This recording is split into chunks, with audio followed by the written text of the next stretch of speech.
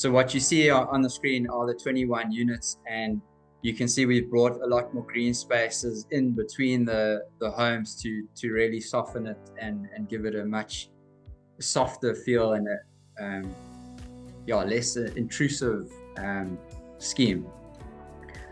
So just to quickly talk about the site, so you understand why things are the way they are, is so quickly on the north side here is a big conservation belt which actually runs the full length of the northern boundary, which ensures a really big buffer zone between us and the next development or the next developable piece of land.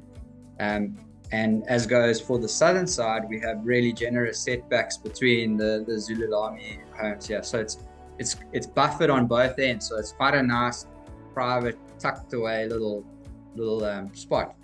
And then we've got the highest portion of the site up top here on the left, and the lowest down here on the right, with the sea on the right hand side. Yeah, it's just cropped off. So that's kind of the bearings of the site. And then right up on the top, we've sited the condos, as Dev said, which have the sweeping panoramic views. That is, I believe, one of the highest points in Seaton, or I think it is the highest point in Seaton.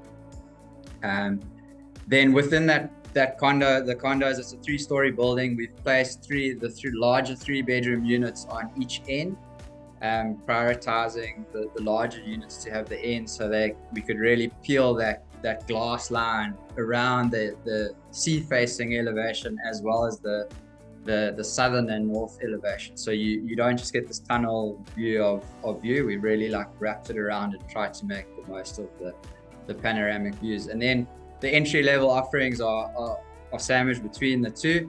And then right on the top, we have the MacDaddy penthouse units at around 225 squares, where again we've put the living spaces on the outside of the building, on the corners, so they can really maximize on those views yet still be private. And then moving down the site, we have the villas. Here we've really tried to make the topography work for us. It is a steep, tricky site. So what we've done there is we've terraced the buildings to allow for views over each other. And then we've used flat concrete roofs and addressed it with some planting. So we've acknowledged that, that is an elevation that will be seen, which is often something that's forgotten. So there's been quite a lot of care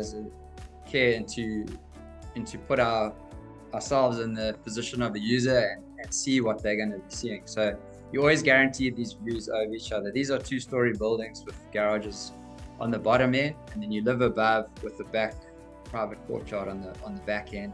And then right at the bottom, we have the executive homes. These are really 2 bespoke houses back to back, and these are closest to the sea. So that really makes up the Serrano and what's on offer there.